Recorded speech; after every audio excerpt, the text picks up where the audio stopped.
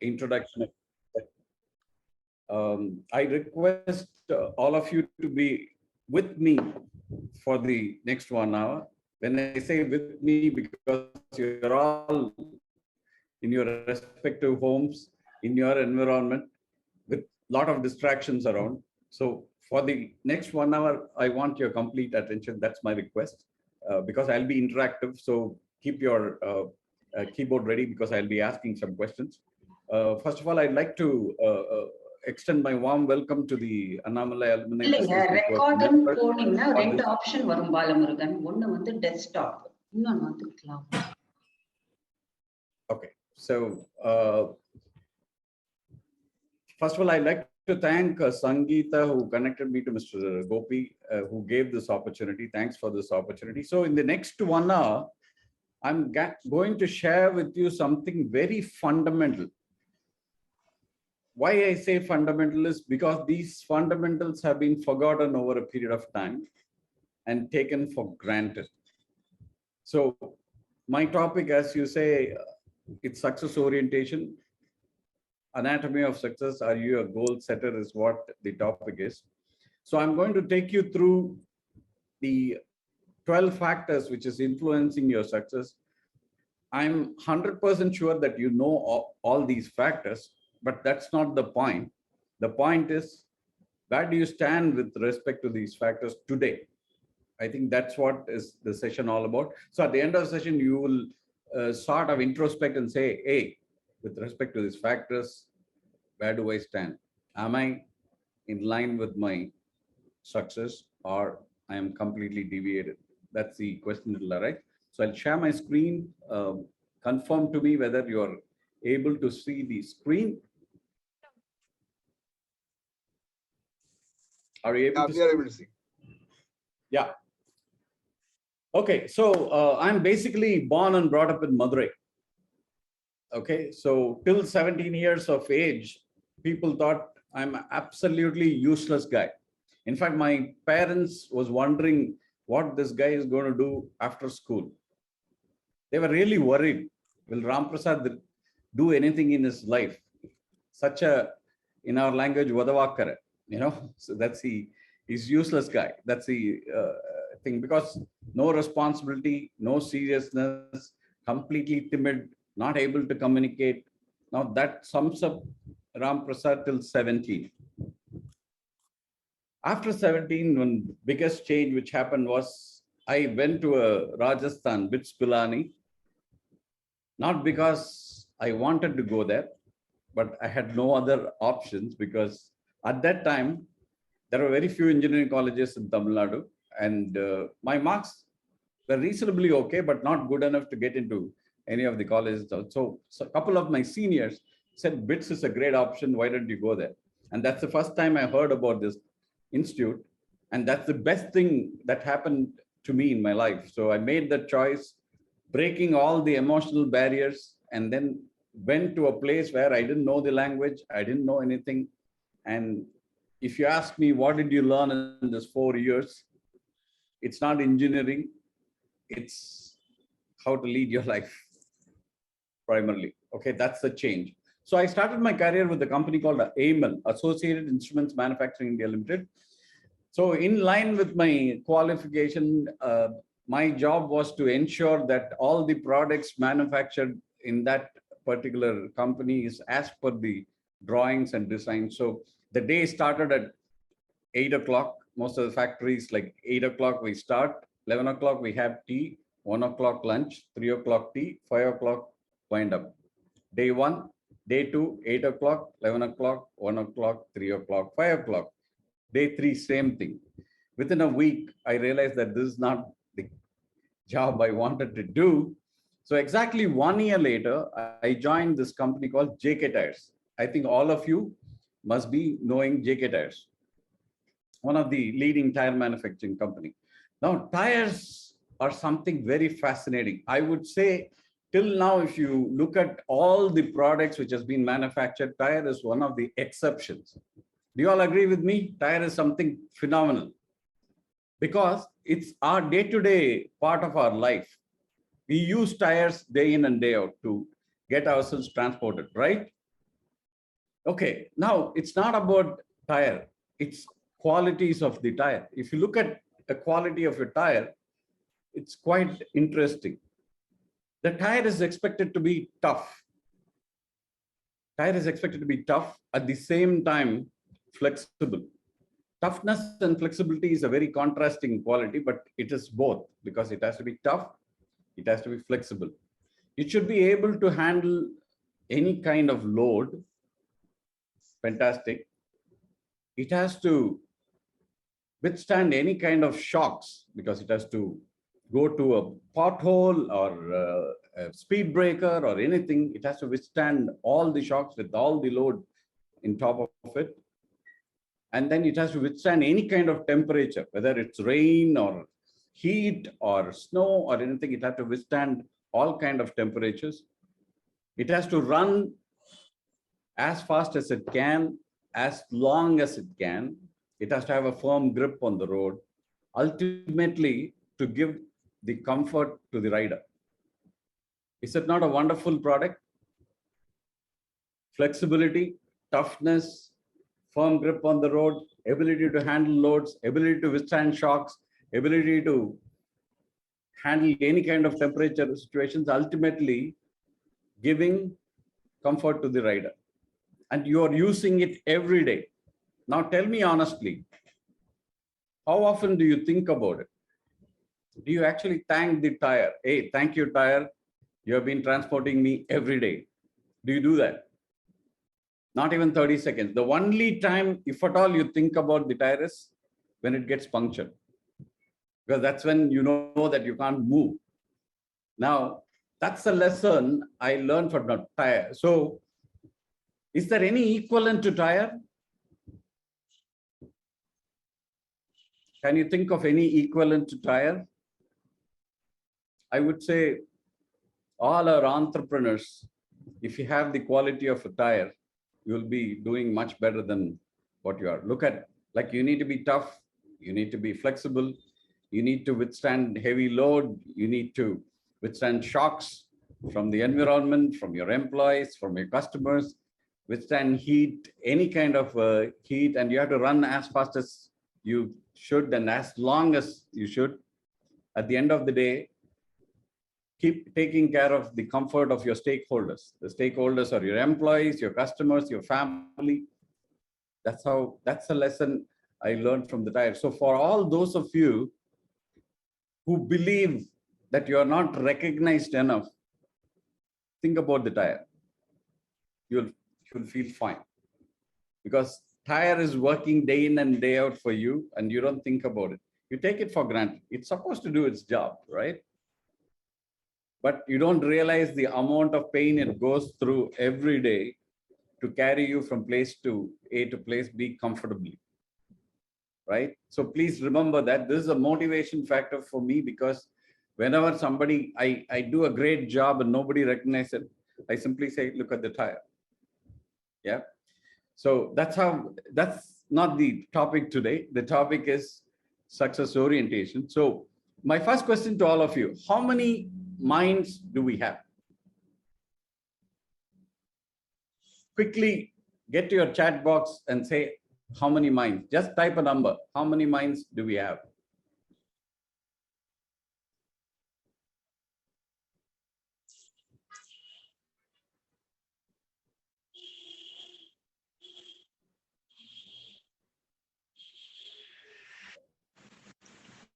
Two. Everyone knows it's 2 minds, right? Okay. My second question to you is, which mind is powerful? First of all, what are the 2 minds technically? It's conscious and subconscious. Which mind is more powerful? You can type that answer also. Which mind is more powerful? Subconscious. Hey, are you all conscious? Are you listening to me? If you're conscious, why do you say, somebody said conscious? Okay. 3 of them have already said subconscious. Okay. Which mind is more powerful? Conscious or subconscious? Subconscious. Okay.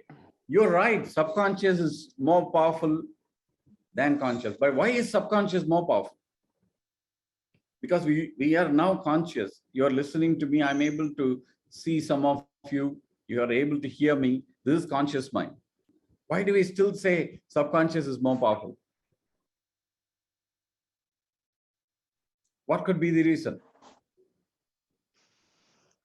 Anybody who wants to answer can unmute and answer, please.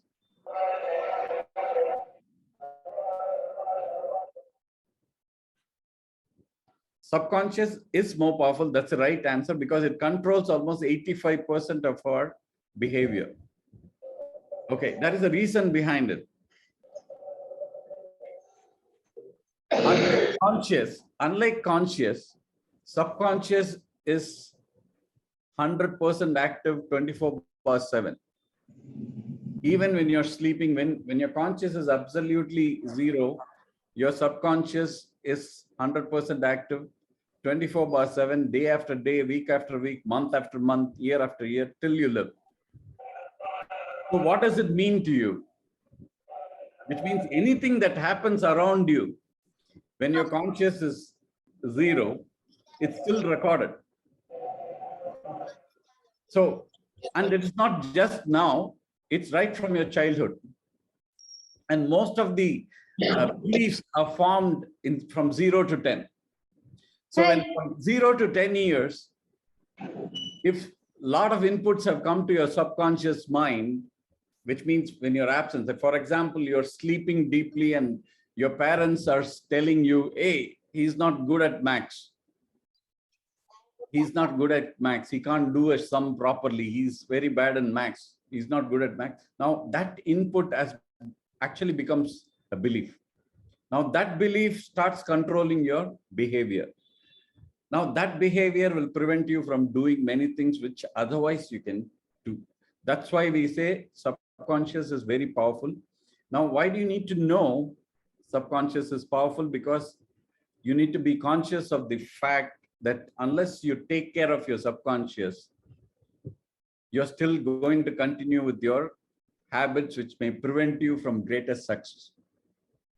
Okay, so that's the reason why subconscious is powerful. And one way of training your subconscious is keep telling what you want to be or what you have to be in future continuously, and subconscious will understand what you want to be.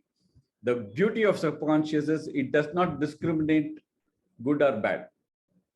It takes whatever you give as input, right? If you say I'm good at something, it'll believe that you're good at that. If you say I'm bad at something, it'll again believe that you're bad at that. Accordingly, it'll direct your behavior.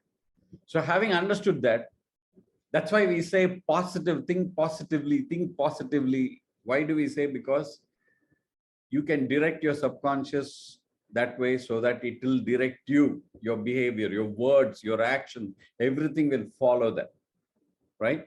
So that's the reason why you need to take a little bit action on your subconscious, which is nothing but a lot of your habits which you may have, which is stopping you from becoming more successful. Now, all of you have come on a beautiful Sunday morning. I'm glad that you have the eagerness to learn even on a Sunday. Fantastic. But in learning, there are 4 stages which I want to share with you. The first stage is what we call as subconscious incompetence, which means I don't know what I don't know. Subconscious incompetence. So that's the starting stage. I don't know what I don't know. Then you come to the next stage. Once I know what I don't know. Conscious incompetence. I know what I don't know. Then you come to the third stage, conscious competence. Now I know what I know. That's the third stage. Now you may ask, is it not enough if you know what you know? Conscious competence, is that stage good enough for you to move forward in life? Actually, there is a 4th stage which is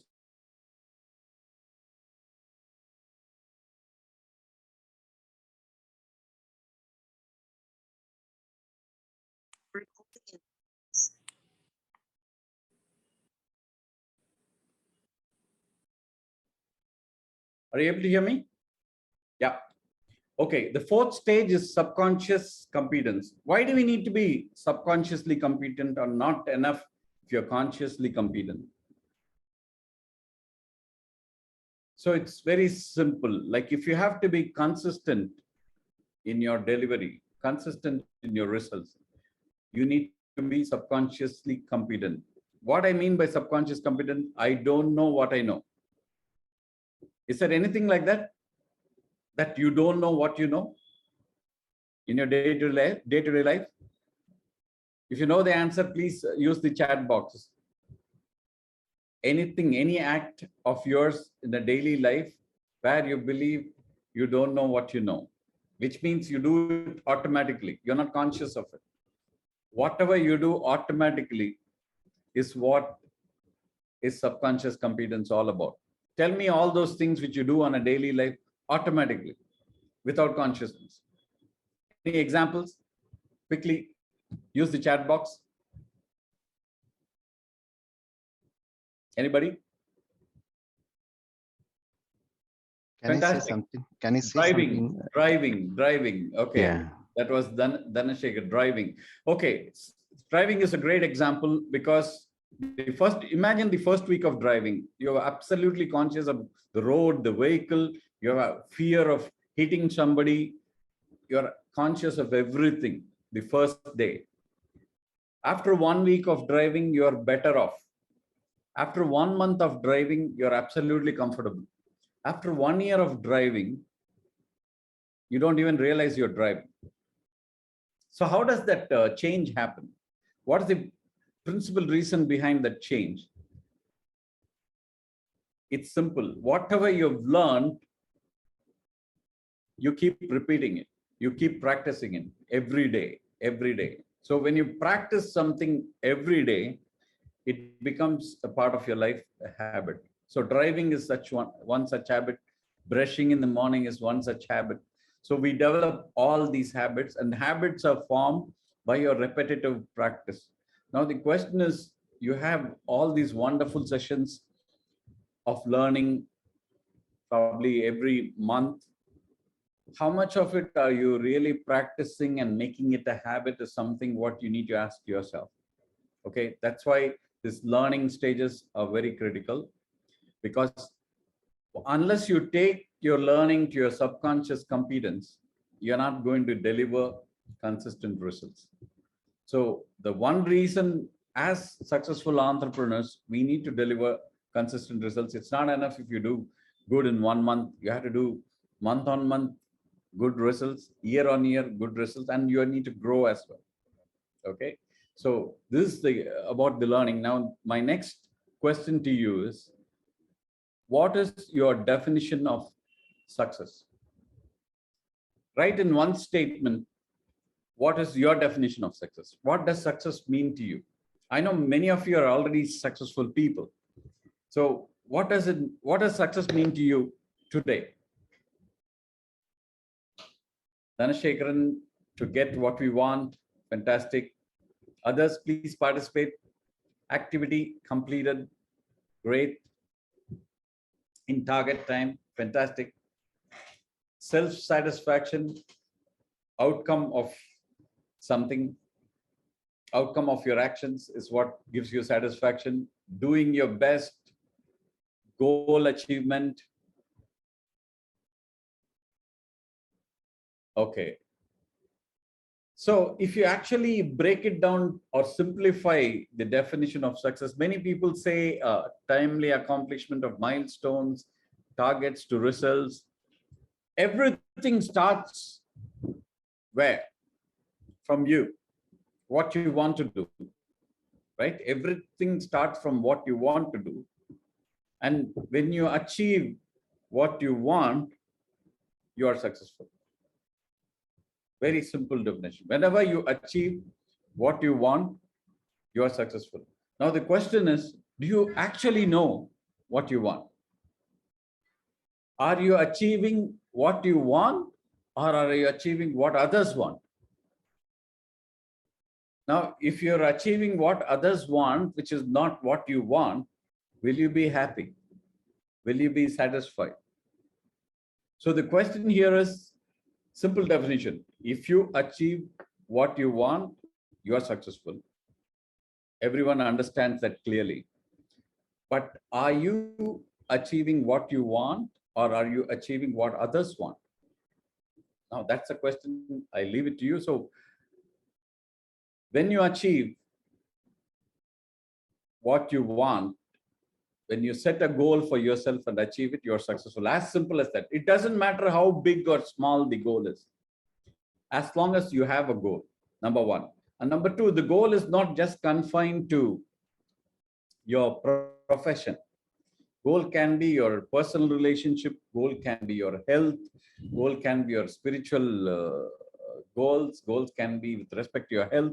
So for each and every area of sphere of your life, you need to have a goal. Now we are in the month of December. I know many people, January, they set their goals for the year. Commercial people set their goals in the month of April, what they need to achieve. But commercial people, it's primarily from the business perspective. January, you need to have it. I want to reduce my weight. I want to be fit than what I am. Now, these are all generic goals. You need to be much more specific than that. Of course, all of you must have heard about these SMART goals: specific, measurable, achievable, relevant, and time bound. Okay.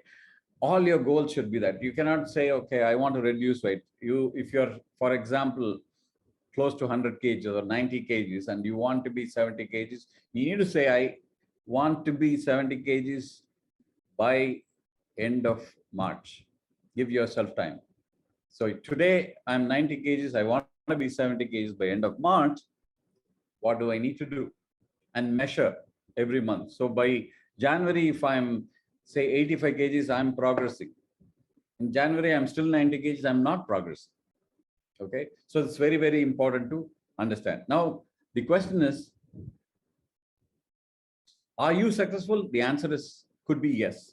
Can you be successful? 100%, because what you want, you can decide. And only you have to achieve. So there is nothing which can stop you from achieving what you want. Now, that's a common statement, but is it really true? Answer is no. There are certain barriers and there are certain pillars as well. So I'm going to run you through these barriers and pillars. So I start with the barriers. The first of the barriers, what is holding you back? Typically, barriers are the one which is sort of holding you back. What I call as barriers of success. The first and foremost is your fear and doubt.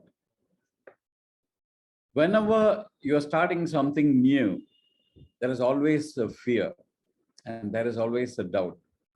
Does it mean that you don't start? I don't know how many of you tried high jump in your schools. First time when you try high jump, there is tremendous fear. Whether I'll be able to jump, will I get hurt? Will I do something?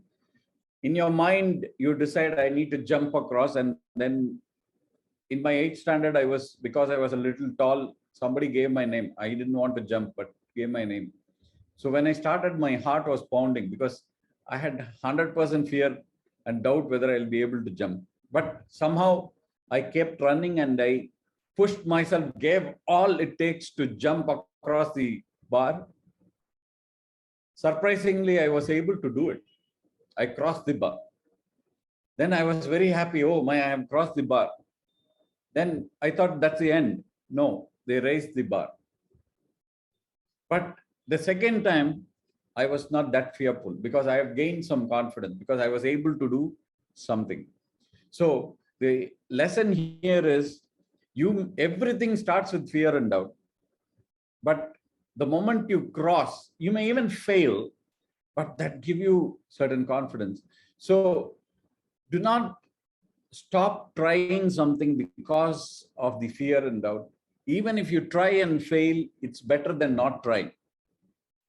So whatever it may be, and so if you embrace a new technology or you want to change, diversify into a different business, and you have to take a risk, do not fear, do not have doubt. Even if you try and fail, it's fine.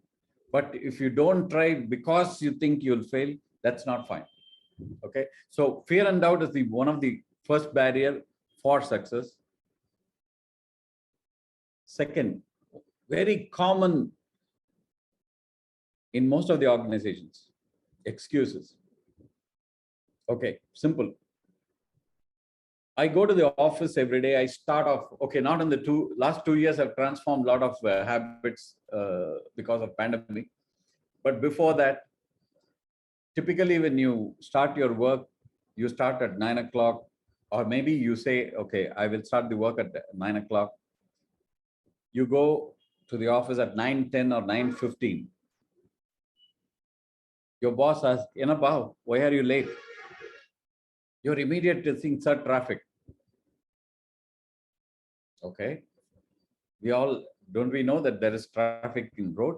So can't you plan better so that you can reach at 9 o'clock? Okay. So excuses start in a very small way.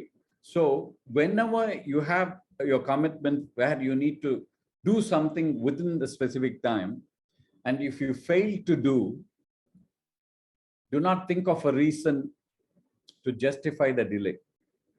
I'm repeating, please do not think of a reason to justify the delay. Simply say, I'm sorry, I will do it right the next time. Now, it's not only for you, it's for your employees as well. Okay. So whenever you encourage excuses or reasons, what we call it, people conveniently call it reason for delay. See, reasons can be very in extreme conditions where you're a health condition, you meet with an accident, that is acceptable. But where you know that you need to reach a place at 9 o'clock and you know that traffic will be heavy in the morning, still you go late is not a reason. It's a simple excuse. Similarly, when you have to make an assignment, submit it on a particular time, and if you don't do it, and you blame internet or your computer or electricity for that, that's an excuse again. Okay. So let me tell you something. Please stop giving excuses. Even it could be a small thing in a commitment to your family. You say, tell your family, hey, I will get you this while coming back, and you forget about it. And when you come back, your wife asks, hey, you said you will get something for me. What happened? Now, if you say, hey, listen, a meeting came up or the shop was closed or something, you're justifying, and that's an excuse. So excuses start in a very small way. You don't even realize you're giving excuse, but it has a big impact on your success. Let me assure you. So even if you're 15 minutes late to a meeting, it has an impact on the client. Meeting ke 15 minutes late now, karyam pannuara, will he be able to deliver? That's a doubt you create in his mind. Now it can work either way. So when I was in Delhi, when I said 4 o'clock, I will come, I'll go there at 4 o'clock, they'll be surprised. Hey, you said 4 o'clock, you're already at 4 o'clock. And we are used to coming late. 4:30 or 4 o'clock. For me, let me share with you, in one of the public sector company, at 4 o'clock, I received a call asking for a demonstration of a particular software. And the distance between my office and this company was 20 minutes. So I asked, normally when somebody asks me, evening, 5 o'clock, they close the office, 4 o'clock, they call vardu, 5 o'clock, office is going to end. So let me keep a convenient time of 11 o'clock tomorrow. Okay, tomorrow, 11 o'clock, can we have a demo? He would have said this. I said, can I give the demo at 4:30? He said, 4:30 today. Yeah, 4:30 today. Can you do it? Yeah, I can do it if you're ready. He said, please come over. So 4:25, we reached there. 4:30, the demo started. 4:50, we finished the demo. Guess what? Within a week, we got a couple of lakhs order with no negotiation, no tender from a public sector company. Okay. Now that's the impact you can have if you do things on time without excuse. Right? That's a second barrier. Third, lack of responsibility. Let me assure you, you are 100% responsible for what you are today. Your product you're not a product of your circumstances, you're a product of your choices. I'll tell you a simple story. There was one guy who was living in a house in the outskirts of the city. He was about to leave the house. It was getting dark. It's 6:30 in the evening. Suddenly the power goes off. It was pitch dark. At that time, there was no candle or no mobile for a torchlight or anything like that. He takes a step forward. His car key slips and falls down. It was very pitch dark, so he's not able to see anything. It's pitch dark. Car key falls down. Then through the window at a distance, he sees the street lamp. Street lamp is on. So he goes, walks towards and starts searching under the street lamp. 5 minutes, 10 minutes, 15 minutes, neighbor is watching. Hey, this guy is searching for something under the street lamp. What is he searching for? Let me go and help him. So he also goes. He searches for another 10 minutes, looks around, nothing is there. Then he asks the first person, what are you searching for? He says, I'm searching for my car keys. Oh, but I don't find anything like that. Any idea where you left it last? Can you recall? Yeah, it's at home. Now it may sound like a joke, but that's what we do every day, because the key is inside, but you always look for a solution outside. Okay. So please, if something is not happening for you, instead of blaming the circumstances and others, please look within and see how differently I can do so that that can happen. Right? Most of the times we say, sarilla, adu sarilla, government sarilla, idu sarilla, but what did you do differently to make it happen? So when you actually correct yourself, things will start changing. So when you look at a thing differently, the things will start changing. Okay. So when you are responsible, you actually don't blame anybody. You don't give complaints at all. But if you're not responsible, you start blaming everything around you. Okay. But please realize you are 100% responsible for whatever happens to you or doesn't happen to you. So if something doesn't happen to you, nobody else is responsible, only you are responsible. So please be aware of it. Lack of responsibility is one of the biggest barrier. Fourth, lack of purpose. Not knowing why you're doing what you're doing. Again, I'll give you a small example. You are actually in a Kalyana Mandapam. After 25 years, you are meeting your schoolmate who is coming. Till then, there is no communication. You're meeting after 25 years. They come and ask you, hey, nice to know you. What are you doing these days? What will be your typical answer?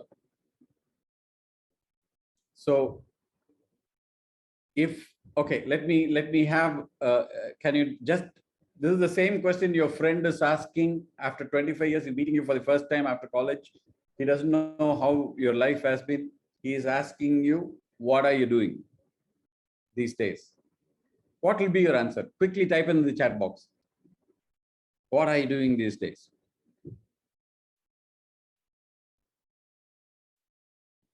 Quickly type in your chat box. I'm doing well. How are you?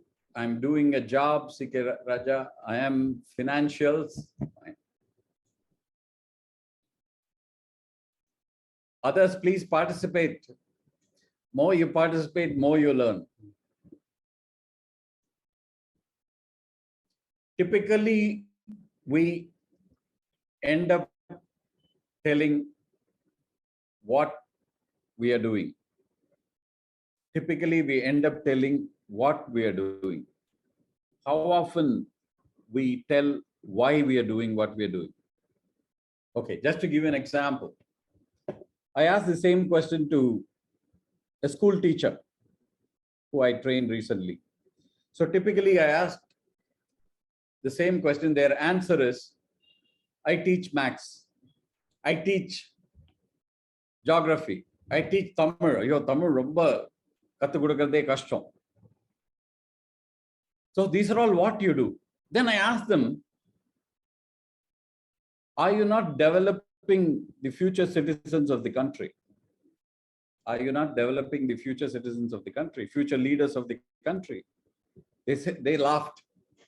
Sir, if I tell all these things, people will laugh. Actually, so which means you're not knowing the purpose of why you're teaching your children, right? No, no, no. We sincerely teach. We sincerely, I know, we are teaching. But what do you teach it for? What is the purpose?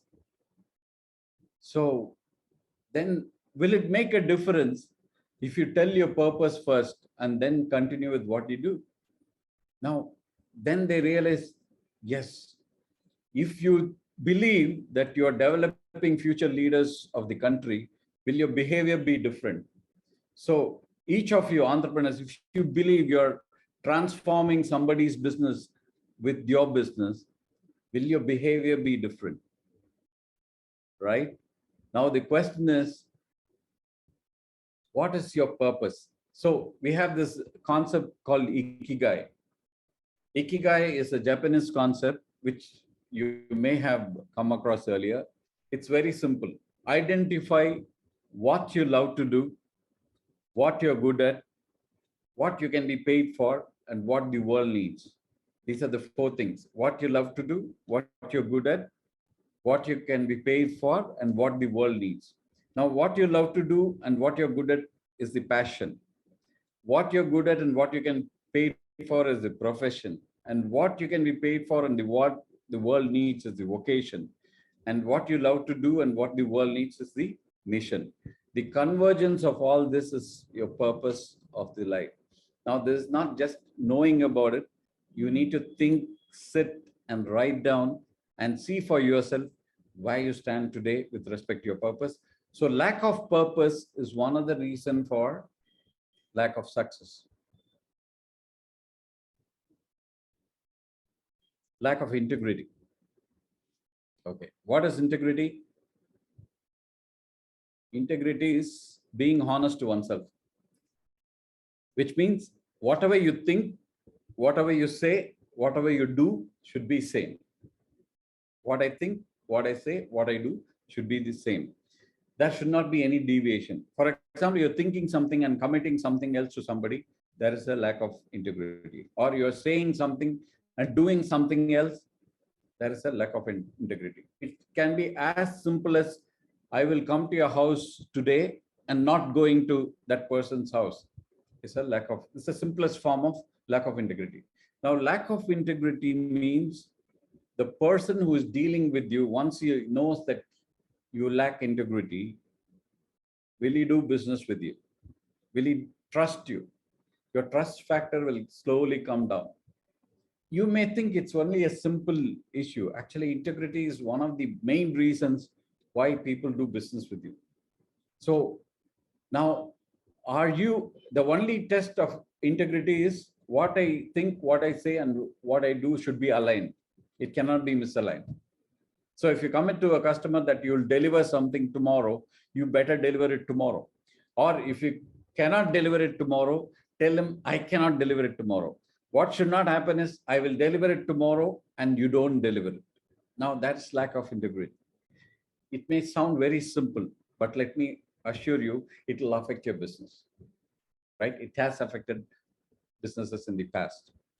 So integrity, not only you, your company, every person of your company should have. So lack of integrity is one of the barriers of success.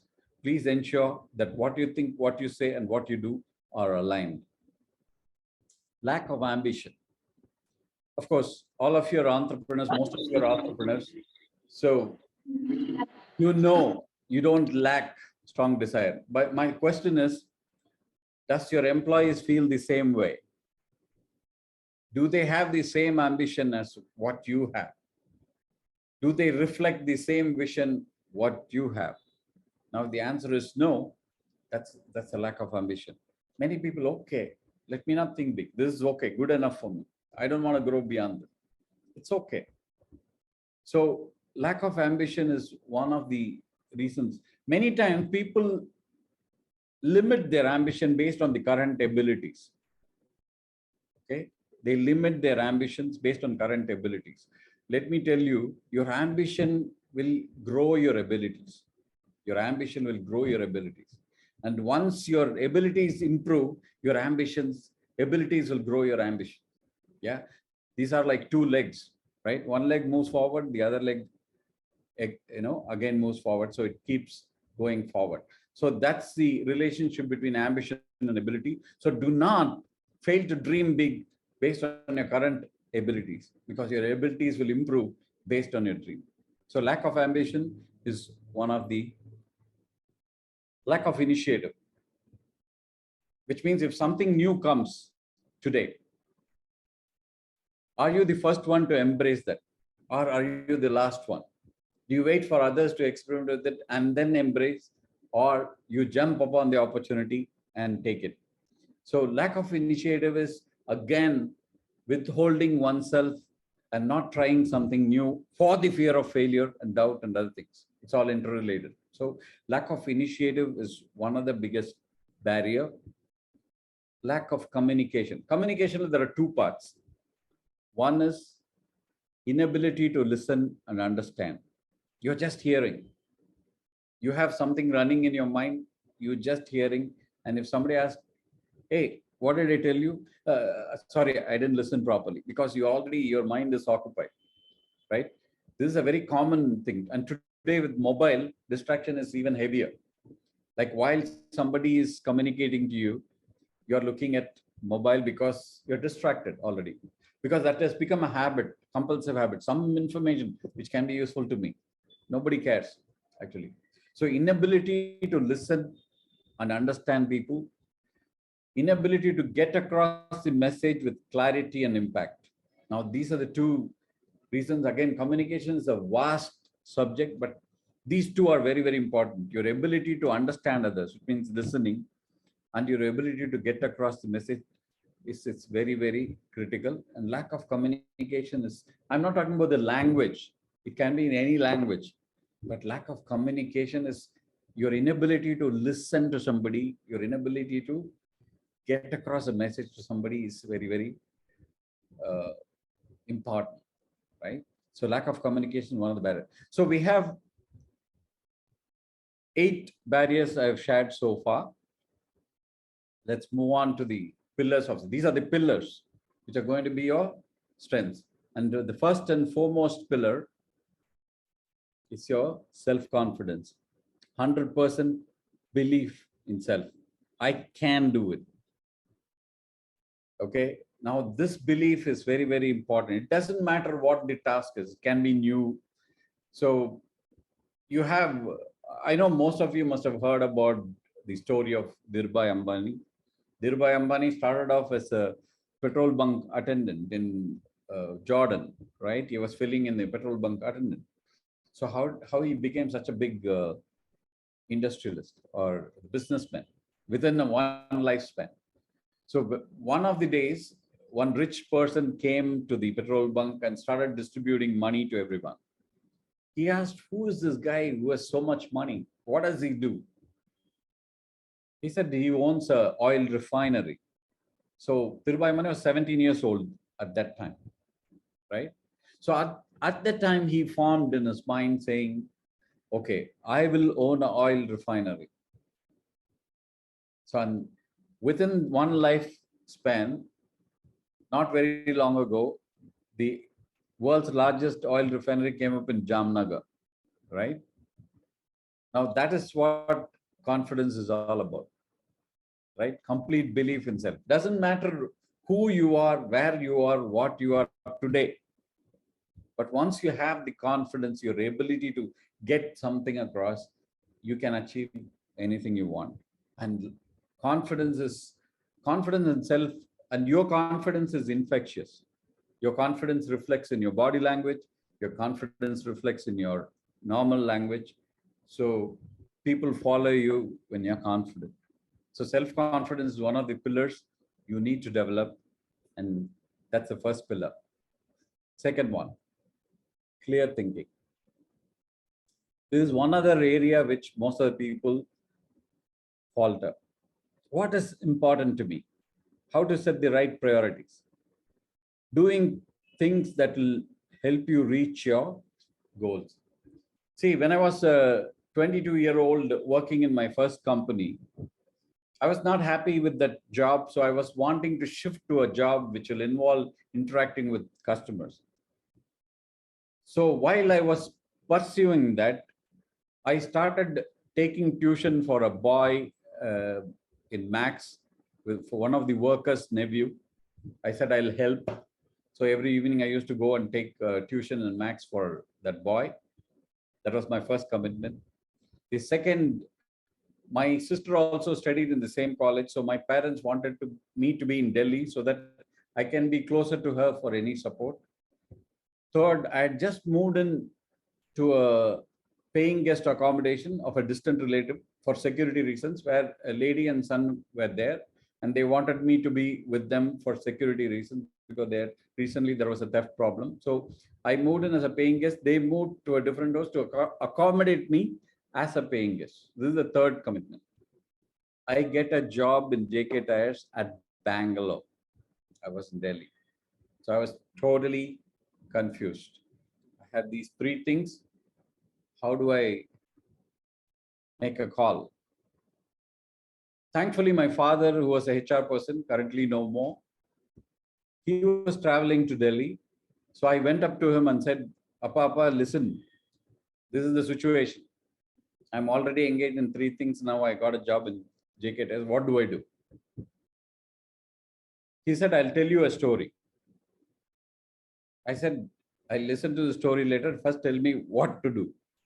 Right? The story is only for that. So I'll tell you a story. The story goes like this. You're going to a garden, huge garden.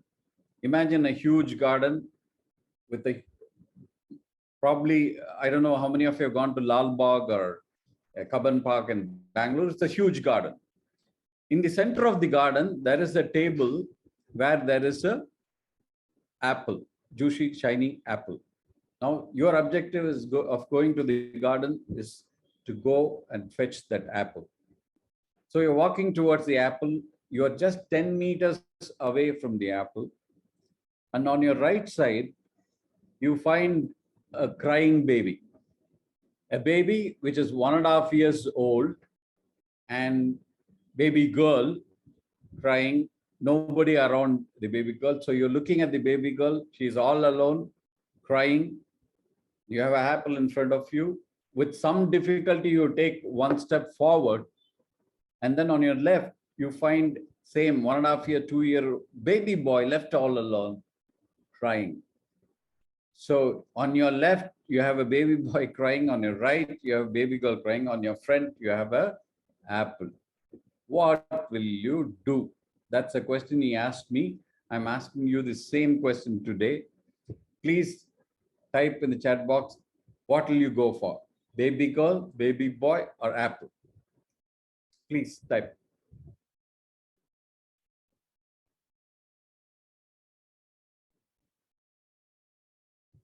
Babu, apple. Ramesh, apple.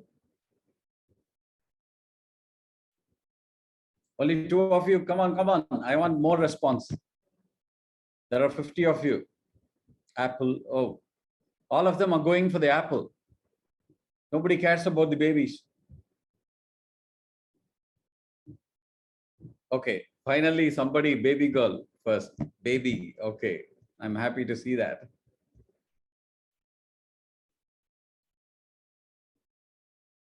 Oh, there are 3 baby girls or babies. Okay. Fantastic. Apple, girl baby, boy baby. Sequence. Okay. Baby boy, second. Okay, fine. Let me ask you this question. So first of all, why did you go to the garden in the first place? Definitely to fetch the apple. That was your objective.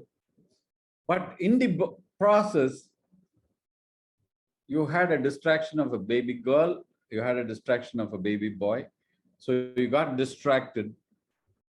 And then before you could get the apple, somebody else got the apple because you are not the only one going to get the apple. So 2 days later, your friend asks you, hey, what happened to the apple you were supposed to get? what will be your response or answer? If you're distracted by the baby, in the para on a baby, otherwise I would have got, right? See, many times in our day-to-day life, we are distracted. We have emotional distractions. We have distractions of what we call as a crying babies.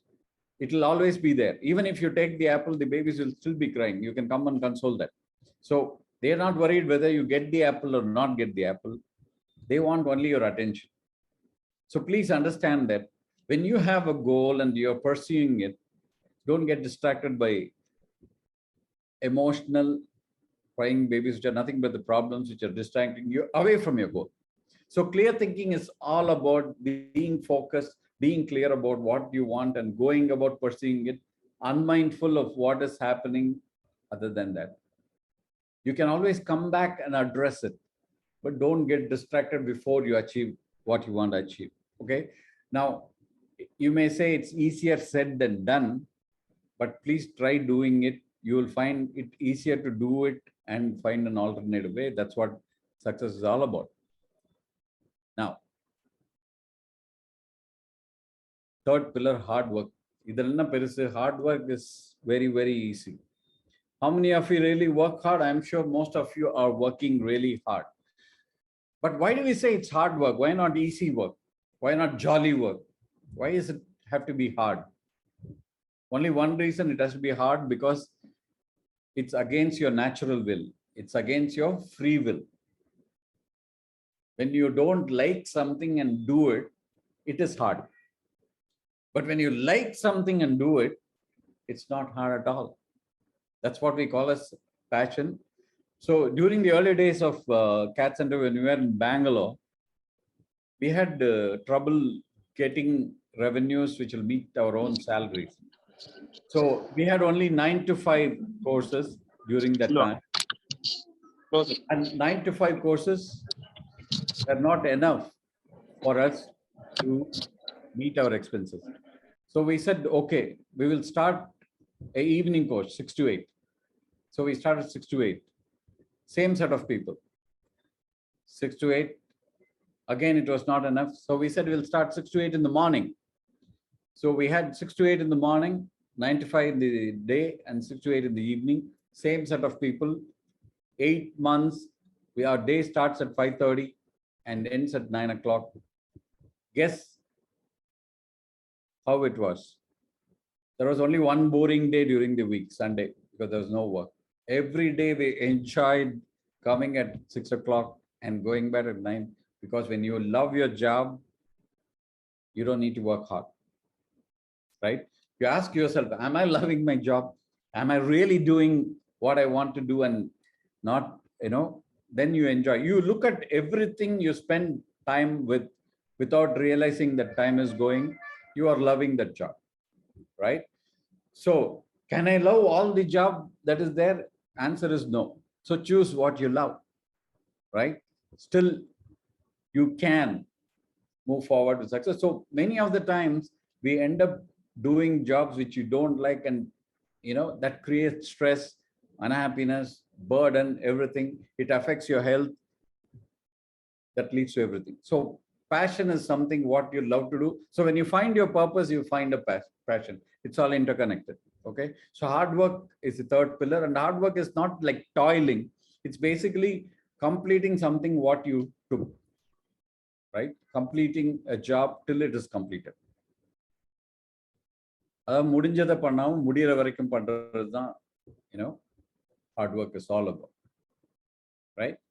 So that's the third pillar. And fourth one, a good humor. Life la vandu, I know how many of you go to the park in the morning, you see a lot of old people, there'll be exercise. Okay, it's a laughing exercise. Why do you need to do that as an exercise? You can do it on a day-to-day basis. You can enjoy life, but take your task seriously, but yourself lightly. I'll tell you an example. Both me and my boss, we went for a very serious business meeting to Canon in Delhi. We arrived early, about 20 minutes early. So we were asked to wait in the waiting room. So while in the waiting room, we were discussing. I was asking him, Listen, insurance, we all know insurance, right? Insurance is, we call it cover. Life insurance means life cover, right? So you have insurance for life, which is life cover. Then for theft, you have theft cover. For accidents, you have accidents cover. You have cover for everything. We are doing high risk business. Do we have any cover for business? That's the question I asked to my colleague in utmost seriousness. He said, yes, there is a cover. Really, I was not aware of it. What is the cover? You know, when he said that, I was actually laughing. Just cover your. So we were both laughing like anything at that time. People were watching from outside. You know, I serious laugh because that is the humor part of it. So in your life, take it light. Find time, reason to laugh every time. You will be healthy because more you laugh, more you're healthy. Good humor is part of a successful person. So that's the fourth pillar. So just to summarize, your barriers, fear and doubt, excuses, lack of responsibility, lack of integrity, lack of purpose, lack of ambition, lack of initiative, and lack of communication. Please, it's not that you don't know any of this. Check where you stand today with respect to this. Pillars, self-confidence, clear thinking, hard work, and good humor. How much of it are there with you today? So thank you very much for your attention. Whatever mind can conceive and believe, it can achieve. That's the basis of success. I'm not telling it. Napoleon Hill said it. And it has happened to me throughout the life. Whenever I wanted something, when you pursue, it happens. Okay. Thank you and best wishes. If you have any questions, please shoot. You can also talk about your promotional event that's coming up, no? Yeah, I will come to that after the question. So for all the entrepreneurs who want to grow their business 3 times next year, we have a workshop coming up next week. I will promote the link or maybe send it through Mr. Gopi, the link. You can look at it because it's only a limited. We're limiting it to about 25 people. We are already having about 18 registrations, so 7 more slots are there. Now that workshop is priced at 5,999, but for AABN today till 5 p.m. if you are interested in your registering, we will make it 4,720. Basically, it was 5,000 plus GST. It will become 4,000 plus GST. That's a special offer which I'm making you today. So please avail that offer. If you want to grow your business 3x in the coming year. Okay, what do you get in this workshop?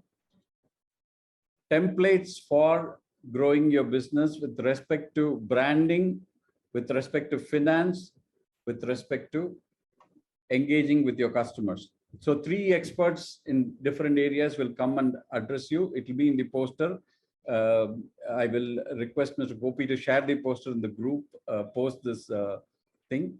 You can use the link. There's a link also for registration. So till 5 p.m. this evening, there will be a special concessional rates for the AABN members against the normal rate of 5,999. It will be 4,720. Basically 4,000 plus GST. Okay, so that's the offer. Now you can ask your questions if there are any. Ram, can you hear me? Yeah, go on, sir. Go on, sir. We can hear you, sir. Yeah, Ram, it was good actually, and I'm Venkat here. Yeah. And it is a simple thing, well explained, and I like the way you have put it forth to reach people's mind. I always say that you expressed on excuse and the fear and the integrity part. I just like to link it with one single word called trusting. You have to trust others and remain trustworthy. And you use the same example at home also, like your wife should be trusting you, your kids should be trusting you. And that's how it is. Even the kids, you should not say, I'll bring a doll for you tomorrow, and you don't bring it, the trust falls down.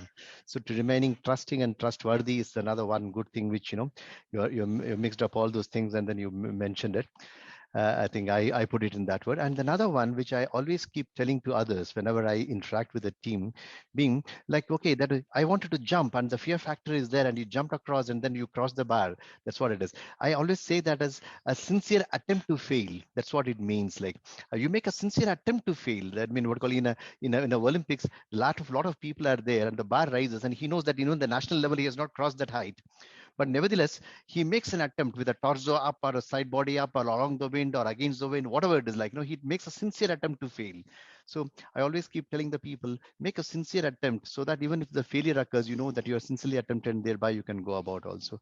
Well done, Ram Prasad. I thought like, and I joined late by 10-15 minutes later, but I thought like I should attend it and then be with you for a while.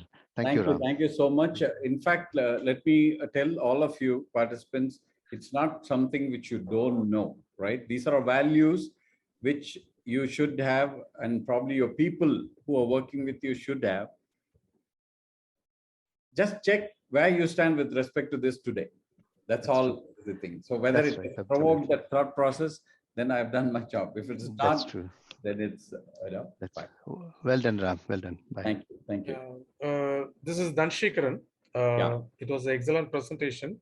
Can you elaborate more on the ambition? That means you are telling your team also should have the same ambition. See, nowadays, each one are behind their own ambition. Okay, Right. The employee, in fact, I will not say negatively can't, but mostly difficult to influence. Okay. Correct. Can you elaborate more on that one? Please? Okay, so basically what I'm saying is you as a leader or entrepreneur should have a vision to start with, or ambition. So your ambition should be infectious, which means, like for example, the initial days of Cats, and we all believed that we can transform the entire engineering community to CAD knowledgeable people. Okay, our purpose was to transform organizations to be CAD knowledgeable organizations. That was the purpose, and we found a lot of excitement achieving that. So my leader said, we have to transform. We are building nation. We are creating employability. No, those were the conversations. So what was the impact of that? We all believe that we are working for a certain noble cause purpose of transformation of people, not for a job or money or anything. And the outcome of this was we were able to build a culture where whether you speak to me or speak to somebody else or speak to somebody employee down the order, they all speak the same language. Okay, and they are ambitious. They look forward to the growth of the company before their own growth. Right now, that is a part of leadership trait which you need to imbibe. So when you speak to your people, you speak more about your purpose, why you are in the business. That's why purpose plays a very, very important role. So we were all greatly influenced by the purpose, and that purpose leading to the ambition. Okay, listen, you want to grow big? Fine. Let me assure you, if we carry on with this purpose in the next 5 years, our company will be this. Like, just to give you an example, like when we're doing about 2 crores of revenue, we were putting a plan for 25 crores. Suddenly people started disbelieving. How can a 2 crore can become a 25 crore? It's simple. I put a market opportunity matrix. See, there is a possibility because we are in front of an ocean. It's up to us to take how much we want. So people started believing in it. And in the next 4 years, we crossed 25 crores. Right? Now, the language the communication you make to your people should be highly inclusive, number one, and purposeful. Both these are important. If you tell them, if you isolate them, or if you treat your employees that they are employees, they'll behave like one. But if you treat them like they are part of the organization, they will behave like owners. Which one would you prefer? Would you want to behave like an owner or an employee? Owner. Yeah, that's the outcome, because they speak the same language. Because our customers, they said, whenever we call CAT center, they speak the same language. They take care of us as good as how you would take care of us. Is it not a good situation to be in? Did it answer your Thank you. question? Thank you. And I think we have to learn a lot to influence people. Yeah, absolutely. See, it's a process, because many of the entrepreneurs today, I ask simple question: if you're away from your business for a day, can the business run on its own? If the answer Ideally, it is should. no, then you have to build your organization. If you're away from your company for a day and still things happen absolutely all right, you've built a beautiful organization. If it's not so, then you need to build one.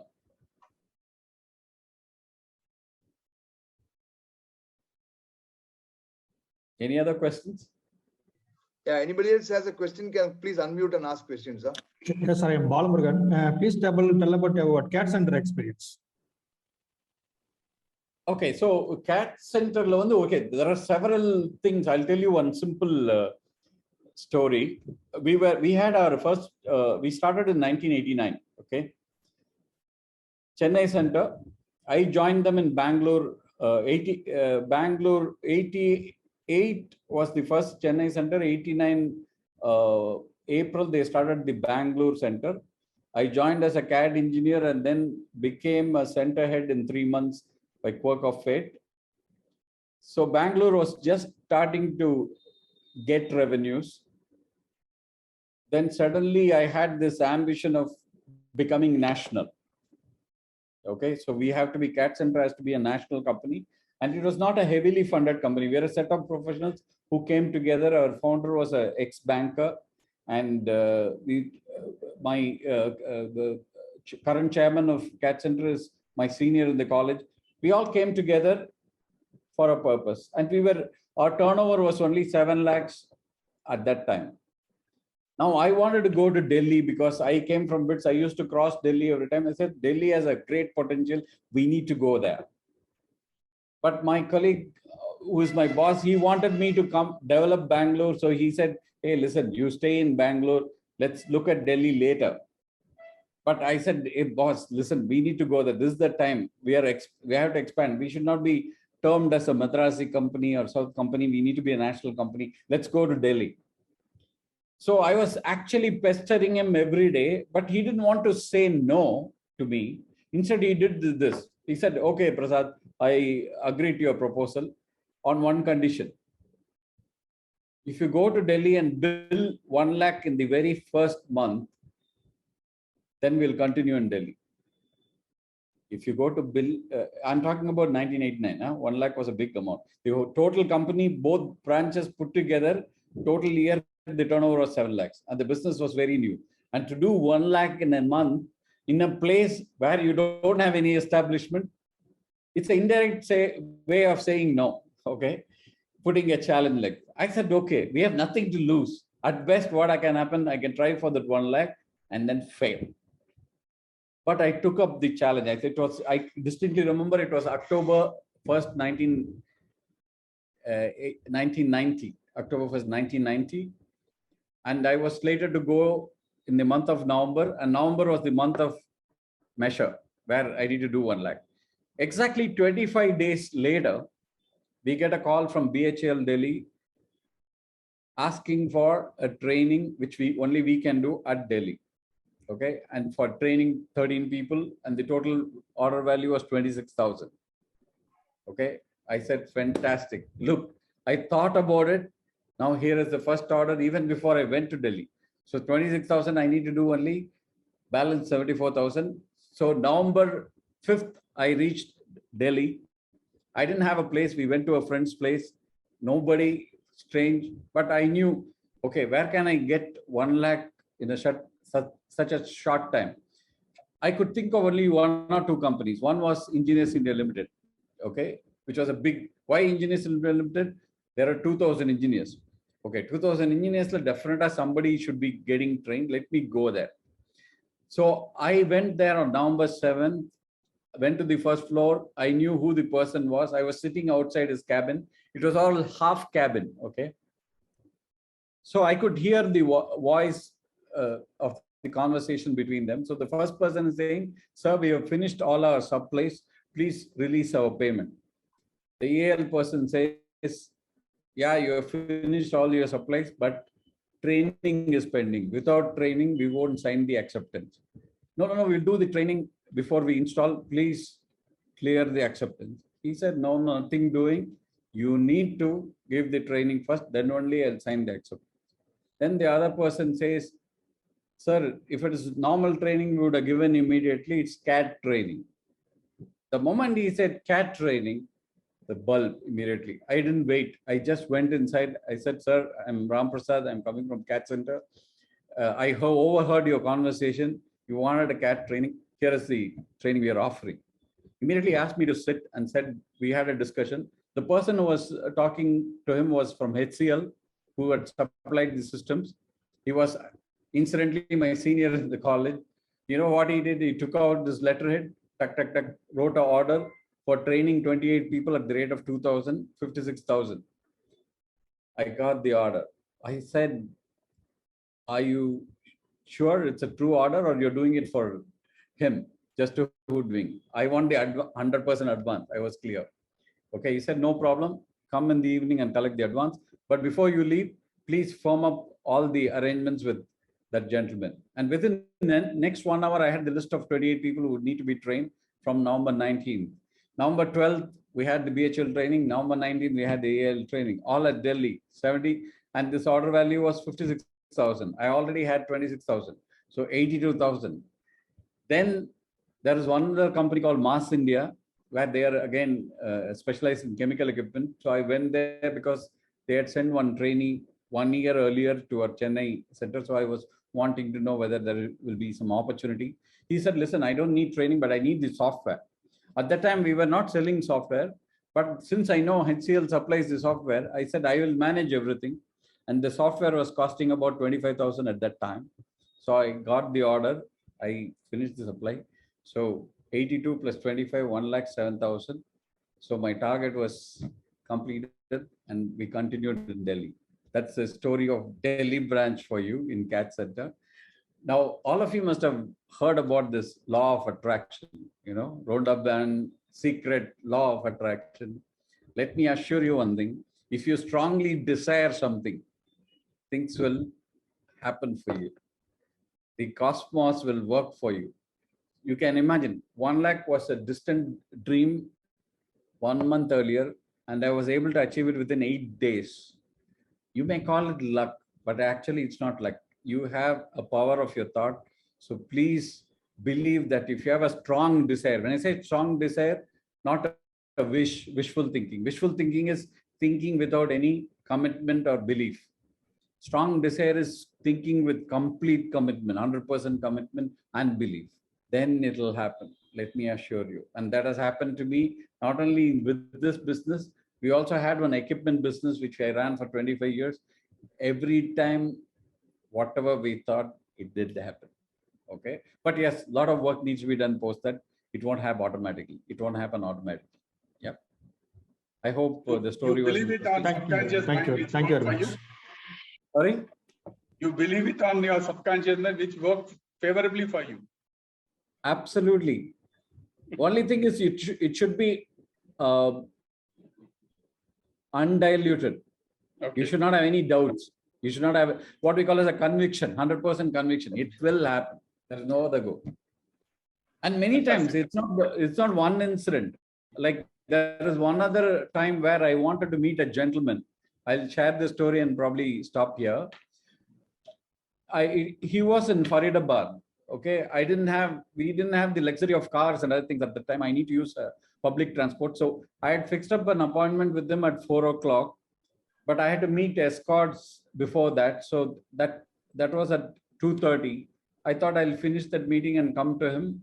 All public transports. I finished that meeting at 3:30, took a bus, and it was already 4:15 when I reached his company, which is Aisher. At the time, it was Aisher. So I had to take a call. Should I get down from the bus because it was already 4:15 and the factory will be closed at 4 o'clock. So should I or should I meet him and finish this thing? So I said, okay, I will meet him. So I went 4:15, security was there. I said, I'm coming from Chennai. Can I meet Mr. Agarwal? He said, sorry, sir, 4 baje band ho gaya. The factory is closed at 4 o'clock. Nobody will be there. You come tomorrow. I said, sir, I've come all the way. Please let me know. As we were talking, there was one gentleman who was walking from the factory to the car park. Then security told he's the person who want to meet Agarwal. Go and meet him if you want. So I ran to him. I said, Mr. Agarwal, sorry. I'm Ramaprasad. I'm from CAT Center. I had an appointment with you. I got delayed. Can you please spend some time with me? I come all the way from Chennai. Then he asked me, where are you headed for? I said, I'm going to Delhi. He said, no problem. Get into my car. So we had an undisturbed 1 hour discussion in the car. And it was a very successful discussion. And it happened.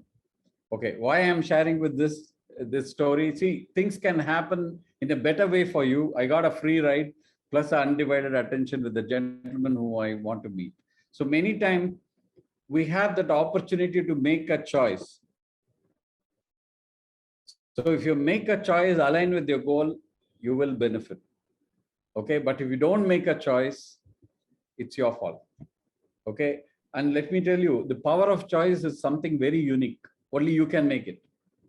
Nobody else can make it for you. The power of choice. I always tell people, like, God has given you one unique power, which is the power of choice. Don't leave it to others. If you leave it to others, they will control your life. If you take it for yourself, you will control your life. Which one do you want? Later. Yeah. Sir, one small question, sir. Your company name. Yeah. Is it a Tamil word or it's a Sanskrit word? How is it? Samarthya. Okay, Samarthya normally we associate it with, it's a combination of intelligence and smartness, right? Samarthyama panita, Samarthya, right? So that's the reason behind, like, whatever you do it with intelligence and smartness. That's why if you see the tagline, creating smart people is the tagline. Okay, it's not that we are not smart. We are already have certain abilities. We are trying to improve that. We are improvise that, right? Becoming more fine individuals than what we are. Yeah. You will conclude it is a Tamil word? Samarthya is, to me, this Sanskrit was what I had in mind first. Samarthyam is Tamil. Samarthyam is Tamil. No, both are interrelated as well. Yeah. All origin is same. Yeah. Thank you. It was an excellent presentation, sir. Thank you. Sir, one question, sir. Thank you so much for your wonderful thoughts. Definitely enjoyed it. You mentioned about, whether you want to keep employees or whether you want to think them like owners. It's a wonderful thought. But for MSMEs or startup companies, how do we create that mindset? I know even though we talk so much, but it's very difficult to compensate, financially as well as perks and other things. Can you show your thoughts, please? No, owner means I don't. What I meant was treat them like owners, not pay them like owners. But today, but it's ultimately they have that in mindset. I'll tell you. Okay, sorry to interrupt. I'll tell you one example what the culture we followed in CAT Center. For any important meetings with the foreign delegates or something, all the employees were included. Okay, it's not only the owner or founder who went for the meeting. Everyone was included, right? So each and every employee, it's not about the pay. The feeling that I am an integral part of the company is more important than what you pay them. It's not about money. Let me clear it. It's not that I want you to pay them more or something. Make them feel they are part of this company and not paid employee. That's a big difference. It's all about how inclusive you are. If you are inclusive, then you will include him in all the important part of the company, where he will know that, yes, he is integral part of the company. Now, you may have this fear, what if he starts his own business later? It's a risk for me. It's not. Actually, you're developing that guy. Let me tell you, CAT Center has got 700 centers, 700 plus centers today across the country, outside the country. 50% are ex-employees. So when they wanted to leave, we made them partners. Isn't it a better option than becoming a competitor? True, sir. True, true. So Thank you, sir. it's Thank not you. about money, it's about treating them with dignity and equality, so that they feel they are contributing to your company in a good way. In fact, that way they will be highly loyal despite low pay. So let me also assure you, all our employees in CAT Center are not from the premium institute or something like that, very ordinary people doing extraordinary job, because of the culture we developed over a period of time. Maybe if you invite Selvan someday for this forum, you will get to know the power of networking from him.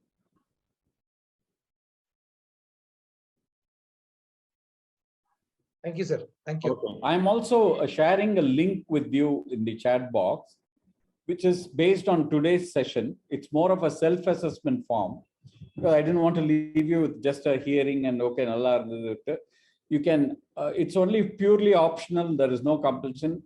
Please feel free to fill it. I will personally interact with you after that required, and it will be absolutely confidential. Okay, so this is a sort of survey which gives you a sort of self-assessment opportunity, because how often do we really look at ourselves and see how good we are today? So you can use that link to get to that virtual form, which you can fill at any point of time, right? And regarding the offer, Mr. Gopi, if you can share that I'll share. the group, I will make it open, the special offer, till today evening for all who are interested, right? Okay, sure, Let me assure you, like, it'll be a good time invested and will set the direction for 3x growth for your business. Yeah, sure, sir. Anybody else has a question? Yeah, I have a question. Yeah. Before asking you a question, I would like to appreciate you for the excellent presentation. Thank you. Yeah. Okay, so I just wanted to know what are all the ways that you chose to move from survival to success? Survival to success? Yes. Okay, what is success? That you have explained it already. Success, you measure it. I didn't want to survive. I want to succeed. So I exactly knew what I wanted to do at every point in time. Okay, so what are all the ways you chose to move to that level?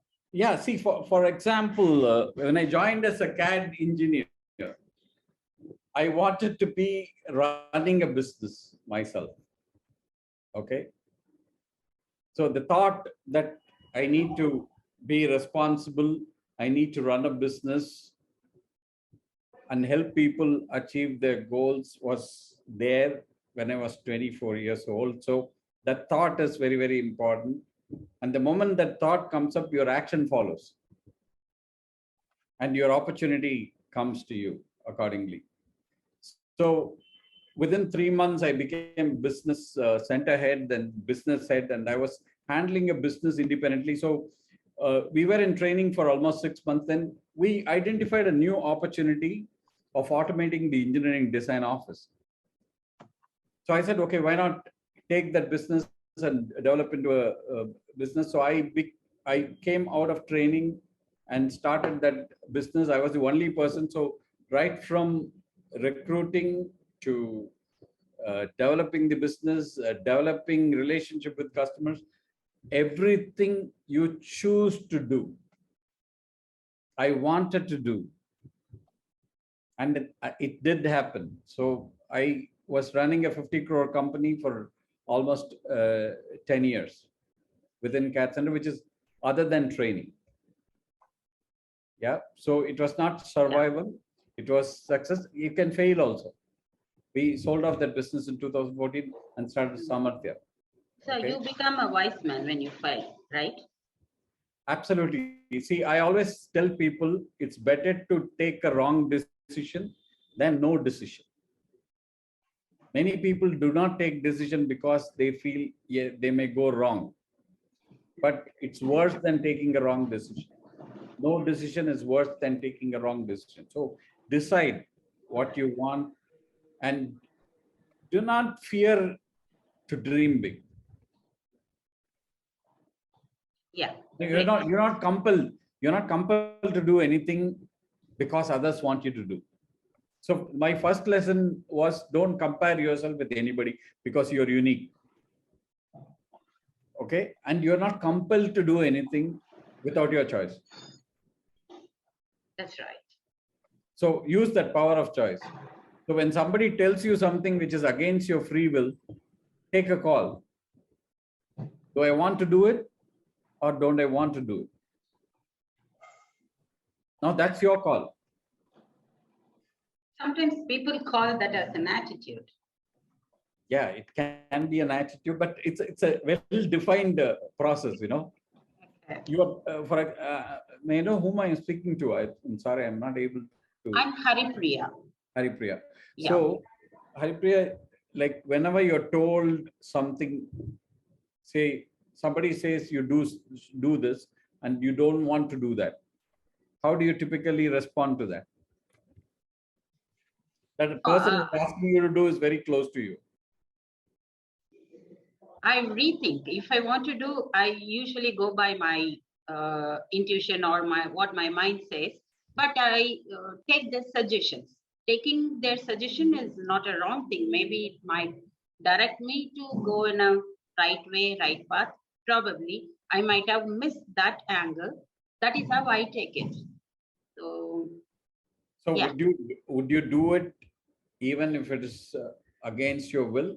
Or sometimes I do, and then I regret, which I don't want to do it. I don't want to have any kind of a regret in my life. So I try to avoid that.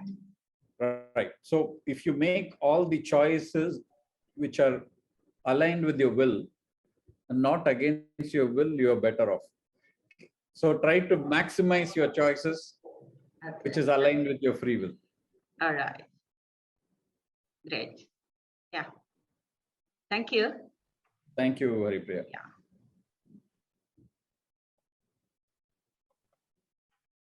Anybody else has a question? All right. All right, Ram. Thank you very much for being with us on a Sunday morning.